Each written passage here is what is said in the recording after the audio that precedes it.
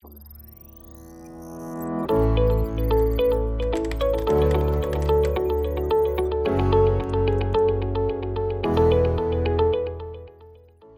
sejam bem-vindos ao Motocast número 30. Hoje é dia 4 de março de 2022, são exatos 3 horas e 5 minutos da tarde. Vai participar aqui junto comigo o Luiz Paulo Aranha, que é o gestor. Meu nome é Adriano Leite, sou responsável pela área comercial da Molt. Bom, vamos lá, Aranha. Hoje vai estar difícil aí da gente tentar traçar um cenário aí, mas vamos tentar aí pegar o fio da meada aí com relação a essa confusão geopolítica aí, que eu acho que é o grande assunto, né? Hoje até diferente, não vou dividir muito entre Brasil e mundo, acho que vamos tentar falar de mundo, que vai envolver commodity, né? Juros, inflação, crescimento, e daí a gente fala dos ativos aqui depois. Como é que dá para falar? Eu vou até um pouco além, assim, pegando um pouco essa tua experiência aí de quase 20 anos aí de gestão de fundo, né? Como é que você está vendo esse imbróglio? E depois eu vou tentar explorar um pouco assim, dado o imbróglio, como é que se posiciona, né? Porque tem uns calls que são mais óbvios, mas não necessariamente o call mais óbvio é o melhor a se fazer no momento. Mas vamos lá, vamos começar falando aí de cenário, pegar aí da invasão para cá, né, e esse quebra-cabeça aí para tentar, enfim, entender um pouco. Vamos lá, Adriano. Então, assim, eu acho que, primeiro, esse é um evento que é bastante agudo e inesperado, né, no cenário. Apesar da geopolítica, a gente, né, já há algum tempo vem falando de desglobalização, quando se tem uma guerra, fica muito difícil de traçar o cenário de curtíssimo prazo, né? Porque então ele pode se agravar, ele pode, né, ficar muito complicado no curto prazo, mas também do dia para a noite tem um cessar-fogo, alguma coisa, e as coisas se acalmam, né? Mas basicamente esse foi um cenário que ele adicionou aí uma gasolina numa fogueira, né? Então a gente vinha com uma preocupação muito grande com a inflação, né? Não só a inflação, principalmente a inflação americana, e esse conflito ele agravou assim muito mais a dinâmica da inflação, porque você colocou aí, né, o petróleo numa situação aí quase de squeeze, né? A Rússia é uma grande produtora de petróleo, e a parte das commodities agrícolas, que a Ucrânia e a Rússia são grandes contribuidores, produtores, né, principalmente de trigo e milho para a Europa e para o Oriente. Então, no curto prazo, né, apesar, né, do risk-off global, de você ter um medo aí de uma guerra mais profunda e isso contagiar tudo, né? Você tem a leitura direta, que é uma inflação mais alta, né? Uma dinâmica que já estava incomodando muito mais, e uma inflação a ponto de você começar a questionar o ambiente de crescimento, né? Então, você considerar um ambiente recessivo aí, talvez, né, para a economia americana, principalmente para a economia europeia, e aí começa, né, a ser uma questão bem ruim para os ativos de risco, né?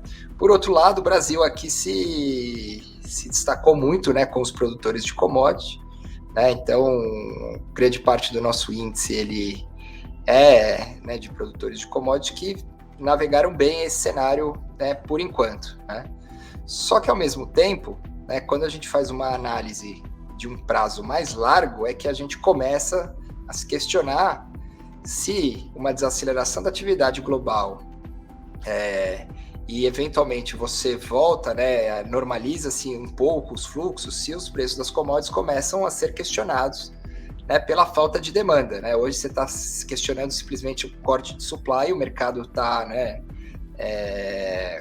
comprando a qualquer preço, e aí você fica na dúvida se no longo prazo isso é sustentável, né? Então fica aquela equação muito complicada de você olhar aqui, né, a foto, um minério a $150, um petróleo a $115, o quanto isso é sustentável num prazo mais longo, né? Então fica essa questão em que a gente fez alguns movimentos, mas assim, a gente não tem a cabeça de sair comprando agora commodities num cenário tão estressado como agora, justamente porque a gente olha, né, para um efeito de segunda ordem, que é uma queda, uma destruição de demanda e uma destruição, uma queda na atividade econômica que nos preocupa bastante. E o difícil nessas horas, né, Ara, é porque, na verdade, você pega a Bolsa aqui no Brasil esse ano, né, que a gente está tendo uma entrada forte aí de investidor estrangeiro e uma saída forte, né, que é quem está fornecendo aí os ativos dos investidores domésticos, né, as pessoas físicas e institucionais. E o fluxo ele vem todo para essa história de commodities, né, de liquidez, então, desse play global que já vinha antes dessa questão geopolítica. Isso foi agora super acentuado aí nessas últimas 2 semanas. Né? Então você fica basicamente com 2 bolsas aqui no Brasil, né? Separadas, né? As produtoras de commodities que estão bem, obrigados, e elas estão, né, com bons balanços, estão baratas, né? Quando você olha o preço da commodity spot versus o valuation. E a outra bolsa, né, que está sentindo os impactos da inflação e o aumento de juros, e uma economia muito percebida como uma economia muito fraca, né? Porque o juros subiu a tal ponto que desacelerou muito a atividade aqui no Brasil.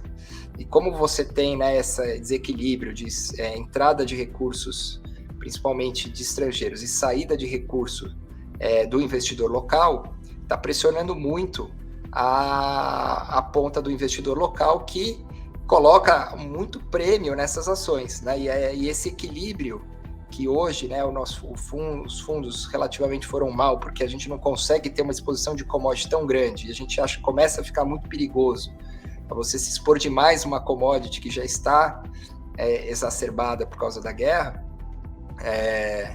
começa a aparecer, né, distorções grandes, mas que às vezes elas demoram para ir embora. Sim. E até fazendo um link aí, né? Vamos começar falando do FIA, né? Que ele fechou o mês aí passado com 6,38 negativo versus uma bolsa de 0 a 0, e no ano ele está meio fechamento de fevereiro contra o Ibovespa de 7,90 em 12 meses, menos 7,60 versus um Ibov aí de 2,5. E aí, né, seguindo aí o link aí da conversa, né, o principal aí patrocinador de resultado foi a Petrobras, né, e também o Banco do Brasil, e o maior detrator aí foi a BRF, que eu acho que está os ganhadores aí e o perdedor está bem inserido nesse contexto aí que a gente está falando. Né? A BRF é uma empresa que sofre muito, né, com o aumento das commodities agrícolas. Então, o mercado questiona se ela tem capacidade de repasse de todo o aumento de custo que ela tem para produzir frango, a ação ficou mais descontada ainda, né? Ao passo que a Petro, né, continua performando muito bem, ainda continua muito barata, e é um ativo que a gente ainda carrega na carteira, apesar da gente marginalmente ter diminuído o papel agora. Exatamente. E aí, quando a gente vai para o Equity Hedge, também não foi um mês bom, embora o impacto tenha sido bem menor, né? No ano ele ainda está bem. Ele teve um retorno aí de 0,85 negativo, quando o CDI de 0,75. E no ano ele está com 1,70 versus um CDI de 1,5, e em 12 meses 12,40 versus um CDI de 5,60, né? E aqui é onde ele foi bem, também tem a ver aí com essa conversa, né? Sim, que o Brasil indo melhor no relativo, né? A gente vinha com esse cenário, né? E assim, a parte que a gente vinha apostando, né, do value versus growth, se pagou bem, né? Enquanto que a parte micro, né, de algumas apostas no varejo, a própria BRF, elas sofreram e contribuíram negativamente, mas não foi um resultado tão negativo quanto o do FIA, porque a gente conseguiu pegar, em grande parte, esse book offshore que compensou com essa aposta nesse cenário das empresas que estão de valor, que são descontadas, versus as empresas de crescimento que continuaram a perder prêmio mesmo após uma realização grande em janeiro. E aí, por fim, o long base, né, que no mês ele fechou aí com 2,74 negativo, no ano ele está com 3,24 positivo, e em 12 meses 11,07 positivo. Ele veio com um direcional aí, uma exposição net aí próxima do neutro, né? A gente até aumentou um pouquinho na margem ali no neutro, no caso 50%, né? A gente até aumentou um pouquinho aí, tá hoje em dia girando aí próximo de 60 comprado, né? E aí foi até bem, né, nessa parte direcional. Até porque, contra-intuitivamente, né, a Bolsa segue subindo aqui, né, apesar de todos as questões aí, a Bolsa aqui segue, e acho que a gente tem que destacar também a grande variável, né, foi a apreciação do câmbio. Então, verdade. O câmbio teve um movimento muito notável aí nos primeiros 2 meses do ano, que facilitou, acho que também melhorou a perspectiva de inflação aqui e vai compensar um pouco dessa alta das commodities que a gente está tendo. Isso aí. E só para fechar aqui, falando até de desdobramento, né? Você tem uma árvore de possibilidades muito grande, né? Que vai desde uma catástrofe, uma guerra nuclear, a gente virar barata, né? Até, enfim, você ter uma pacificação relativamente rápida e a coisa acalmar, e várias coisas aí no meio do caminho, né? Mas isso acho que até explica o porquê que a gente está com uma carteira mais esparramada, e a gente até vem na margem reduzindo o commodity, né? Mas dá para também, assim, ter um cenário bem possível aí de o Brasil se sair melhor no relativo, né? Que é uma das nossas teses aí que a gente vinha carregando. Porque o Brasil é uma fazenda longe do mundo, né? Da confusão, né? Então, você tem aí uma série que é o que você falou, né? Uma árvore de probabilidades muito grande, mas no longo prazo, acho que tem coisas importantes que estão acontecendo, né? Então, a primeira, eu acho que o Brasil se posiciona aí como um fornecedor de commodities que está aí, né, num momento muito bom. E isso está sendo refletido na nossa moeda, e eu acho que isso vai ter consequências positivas para a inflação e taxa de juros na frente. É o que a gente vem falando sempre, né? O Brasil está bem na frente do ciclo em relação às economias avançadas, isso geralmente era o contrário. Então, os Estados Unidos vai começar a sentir a perda de renda da população com uma inflação mais alta e a incapacidade do Fed em poder subir juros como o BC subiu aqui no Brasil, né? Então, o Brasil tem uma moeda com carrego grande, né? Acho que tem uma mudança muito grande de postura em relação aos países desenvolvidos em depender menos de outras economias, então uma desglobalização muito forte, que acelera, acho que vai se aprofundar, e isso é inflacionário para o mundo. Então tem, assim, a guerra acho que marca... É importante, né, ver aí nesse xadrez como é que a China se comporta aí, né, daqui para frente. Né, mas invariavelmente ela vai se distanciar das economias ocidentais. Então, se você tem menos fluxo global de comércio, a China foi uma grande exportadora de deflação para os Estados Unidos. Então, acho que esse ciclo ele se encerra, e a gente pode estar olhando também a questão do dólar, né? A gente viu 10 anos de entrada de fluxo americano para os Estados Unidos, de capital, e isso começa a se reverter, e a gente sentiu aqui só um pequeno movimento aqui para mercados emergentes, já fez esse estrago na bolsa aqui, né? Então, o Brasil está bem posicionado. A gente tem muito medo de uma desaceleração muito grande no mundo, também vai nos afetar, mas a gente acha que nos afeta menos, e a gente está com um balanço bom, né? As empresas estão com bons balanços, e a gente já desacelerou bastante a nossa economia, apesar dos economistas ainda colocarem, né, uma trajetória ruim, talvez até pelo ciclo eleitoral.